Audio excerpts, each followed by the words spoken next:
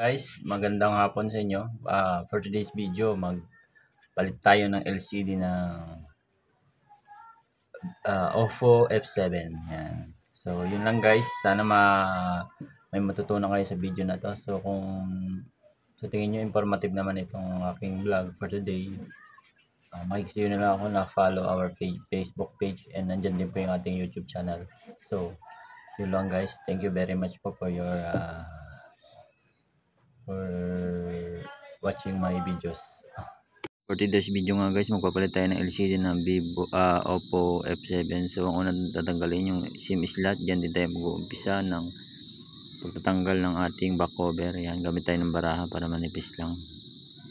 Yan, paikot natin yan, tatanggalin. Yan, pwede natin kamayin dahil nakabuka na yan. Yan. So pagtanggal ng back cover, kailangan po medyo alalay lang dahil yan po ay may flex cable ng fingerprint. Maaari po siyang mabali or mapunit. Yan, so yan, dandahan. Tapos gagamitan natin ng screw, tanggalin natin yung pinaka-lock ng ating fingerprint. Yan. So hindi kasi naka-prepare ang ating gamit dyan, kaya kailangan pa natin buksan. So mini screw po ang ginagamit yan. So yan, ikpitan natin. So yan, tanggalin na natin yung ating lock ng fingerprint. Yan. So yan, pwede natin kalasin yan. So yan, pwede natin tanggalin yung cover niyan dahil wala na yung lock.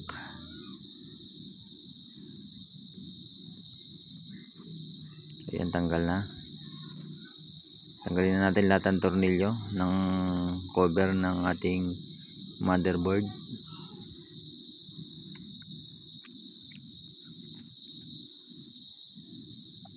Yan, lahat po tatanggalin yan. Pagkatapos ng tanggalin yan, tsaka natin babaklasin yung cover ng ating motherboard. So bali ang pagkatanggal nyo ng cover ng motherboard, ang una nyo tatanggalin dyan is yung ating battery para iwas tayo sa shorted. So lagi nyo rin tatandaan na kapag nakakabit ang battery ay wag kayong hahawak sa motherboard kasi maaari po siyang mag-grounded. Yan, tanggalin natin yung ating battery. Yan, iangat natin yung kulay puti sa gilid, tapos angat yung green. Iwan yung puti na nasa gilid para mabilis matanggal. Yan, yung green lang ating hahatakin. Yan, alalay lang. Then yung puti tanggalin natin para matanggal natin yung flex ng LCD. Yan, then proceed tayo dun sa ating LCD. Gamit pa rin tayo ng baraha, dahan-dahan lang. Yan, paikot po yan, kailangan natin tanggalin.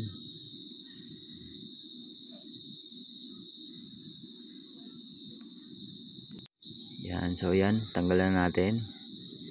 So susunod natin gagawin dyan is ililinisin natin yung gilid ng ating lalapagan ng LCD. Yan, gagamit tayo dyan ng maliit na flat screw para malinis natin.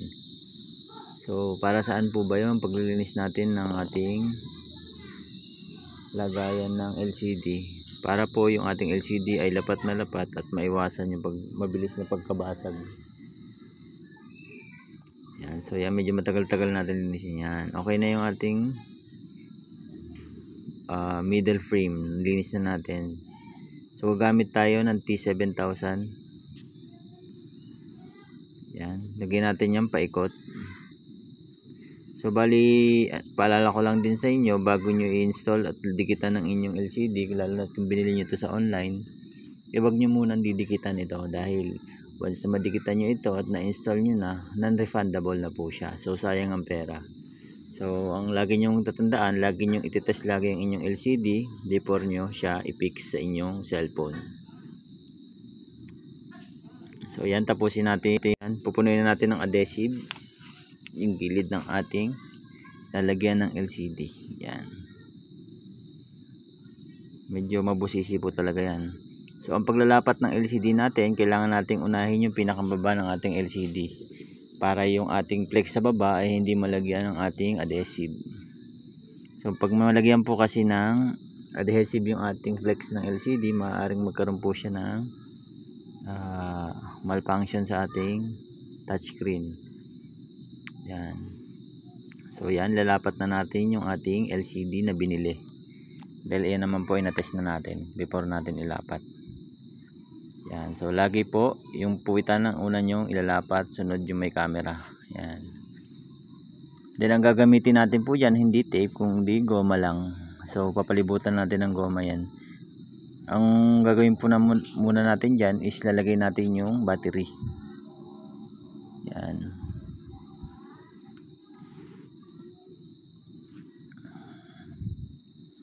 Yan. Kabit muna natin yung ating flex ng LCD. Yan. Sunod natin yung battery.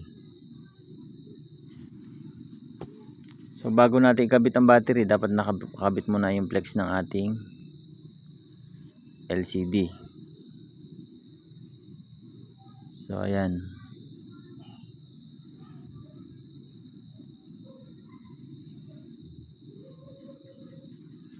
Then kukuha tayo ng goma, yun ang gagamitin natin na panghigpit para yung ating adhesive ay dumikit ng maayos sa ating LCD. Yan, bali dyan ang gagamitin natin goma dyan ay 6 hanggang 8 yan pahalang.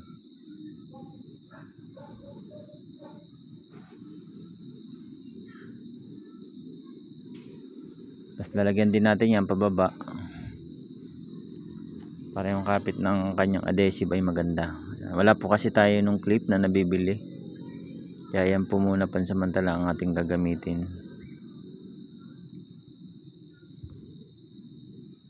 So yan, bali papatagalin natin siya na may goma ng siguro mga 3 hours or 5 hours bago natin ikabit yung back cover nya para matibay na talaga ang kapit ng kanyang LCD.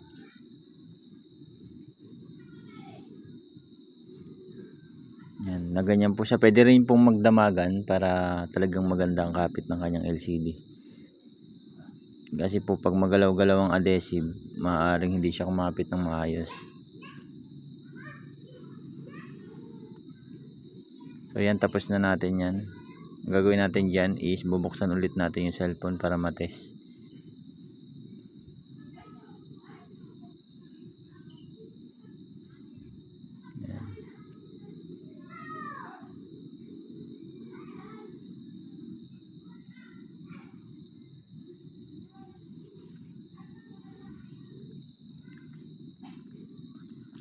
Lobat po yung cellphone dyan, kaya kailangan natin i-charge. So ayan, meron na siyang logo na lumabas. And then ito try natin i-text kahit na meron siyang mga laste. Hindi natin siya matitest ng maayos dahil wala po siyang meron po siyang password. Wala rin siyang SIM, kaya hindi natin siya maidadial. So sa tingin ko naman okay yung LCD. Easy touch po siya. Ayan. So thank you dun sa seller na nagpadala niyan. Napakabait. So I think meron na tayong orderan. Yun. So yun lang guys.